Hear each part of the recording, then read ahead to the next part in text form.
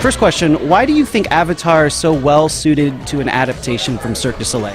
It really is well suited. I mean, Avatar and Cirque du Soleil go together beautifully.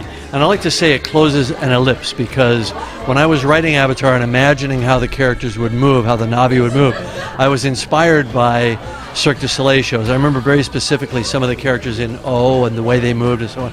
And I've always loved the exoticism of the costumes, the colors, the music, you know, and the use of language that's not a recognizable language. And so I think that's what inspired the people at Cirque to say, let's do a show based on Avatar, because they had never done anything based on a movie before. You know, plenty of stuff on music, but never a movie. So the second they said it, I said, what are we waiting for? Let's just do it.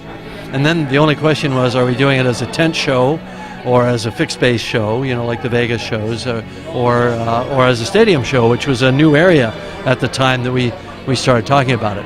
And of course it wound up a stadium show, and they went into the massive projections, you know, with 40 digital projectors turning a stadium into a rainforest or a volcano with flowing lava or a river. You know, it's pretty amazing what the, you know, the way you feel transported to another place and time when you go in. You think, how can they take me from this stadium, from, you know, Barclays Center to Pandora? Well, they do. That's great. How does it feel to see the Na'vi brought to life on stage? Well, it's fun because obviously in you know, in the movie they were all done with CG.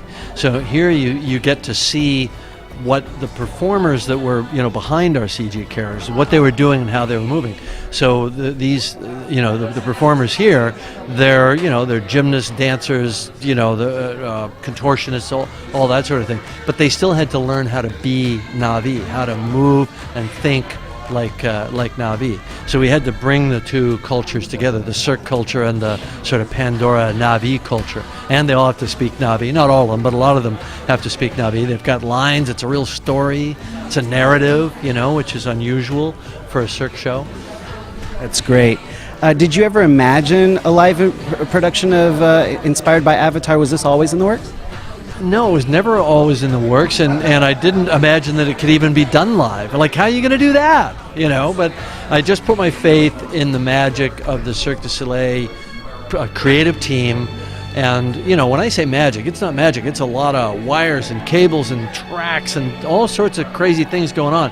But ultimately what it boils down to is the spirit of the performers.